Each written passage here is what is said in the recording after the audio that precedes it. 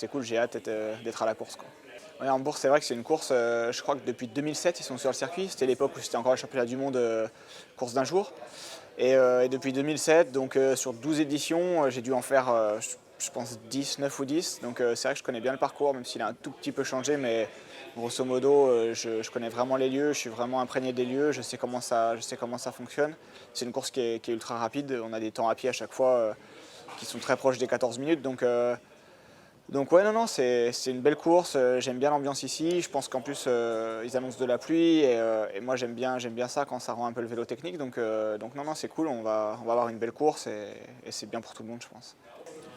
Ouais, le parcours, il est pas facile, contrairement à ce qu'on pourrait croire. Tout le monde pense qu'il est plat et que c'est facile, mais il y a quand même deux demi-tours et il y a pas mal il y a un paquet de virages, surtout le virage, on l'appelle le virage Nivea parce qu'il y a un gros magasin, mais c'est un virage qui est assez dangereux ou qui se resserre un peu et il y a beaucoup de chutes dans ce virage. Donc avec la pluie en plus, ça va vraiment amener du danger.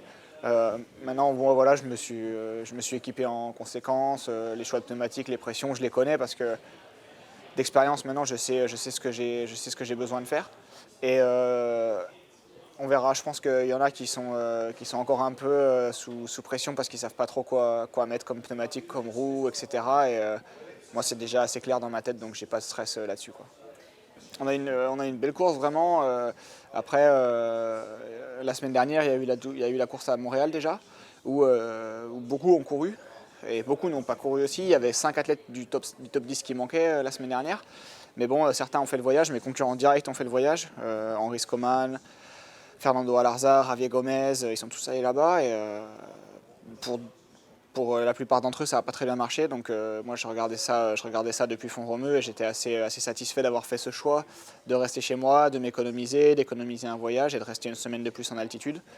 Et voilà, je pense que j'espère que ça va peser dans la balance en ma faveur ce week-end. J'ai pu bien m'entraîner, toujours voilà, rester chez soi, c'est vraiment une sérénité supplémentaire au niveau de l'entraînement, au niveau des soins, de la récup, etc. Donc j'ai pu mettre en valeur tout ça et vraiment bien bosser là-dessus de mon côté. Et j'espère que ça va payer sur cette course d'Hambourg. Mais voilà, si ce n'est un avantage physiologique, ce sera au moins un avantage psychologique que j'aurai sur la ligne de départ, quoi.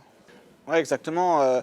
On avait décidé avec mon coach Joël Filiol au début de la saison qu'on ferait un point après Leeds parce qu'on avait cet enchaînement de 3 distances olympiques, les Bermudes, Yokohama et Leeds, et que si ça marchait bien, on ferait l'impasse justement sur Montréal. Et voilà, moi je me suis présenté après Leeds, j'étais encore leader du classement mondial, donc la question elle s'est pas vraiment posée.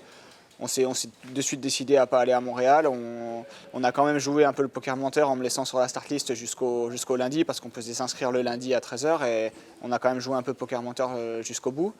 Et donc du coup, non, je pense que pour toute la fin de saison qui arrive, là il faut encore aller à Edmonton, dans 15 jours. Il y a la grande finale à Lausanne, entre les deux il y aura le test event, donc il y a encore un paquet de courses qui arrivent, un paquet de voyages, du décalage horaire, etc. Donc non, je pense qu'à un moment, on a un nombre de balles dans le chargeur, il faut les garder, il faut les tirer au bon moment. Et c'était Geraint Thomas qui disait ça quand il a gagné le tour. Il dit, je savais que j'avais un certain nombre de cartouches et les jours où il fallait pas que j'en grille, je faisais tout pour pas en griller. Et voilà, moi j'ai économisé ce voyage au Canada et je pense que bien m'en a pris. Et l'avenir nous dira si ça a porté ses fruits ou pas, quoi.